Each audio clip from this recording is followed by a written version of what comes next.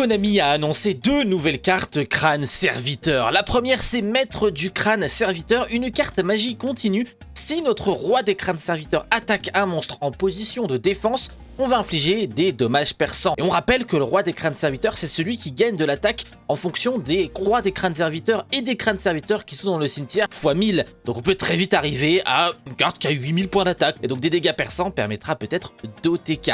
La suite de l'effet, c'est une fois par tour, on peut cibler un crâne serviteur ou un roi dans le cimetière. On envoie un crâne serviteur ou un monstre qui le mentionne depuis le deck au cimetière. Et si on le fait, on invoque spécialement la cible. Donc on peut même réinvoquer très facilement le roi des crânes serviteurs. Et envoyer un monstre au cimetière, ça peut être intéressant, notamment quand on envoie par exemple le prince des crânes serviteurs. Parce que quand on l'envoie, on peut envoyer un crâne serviteur et une veuve crâne serviteur depuis la main et ou deck au cimetière. Ce qui nous permet d'avoir encore plus de points d'attaque pour notre roi des crânes serviteurs. Très très bonne magie continue pour le coup. Et derrière, eh bien, nous avons un monstre Moissa du crâne serviteur. Son nom devient crâne serviteur dans le cimetière, donc ça fait des points d'attaque pour le roi en plus. Si cette carte est invoquée norme ou spé, on peut ajouter un crâne serviteur ou une carte qui le mentionne.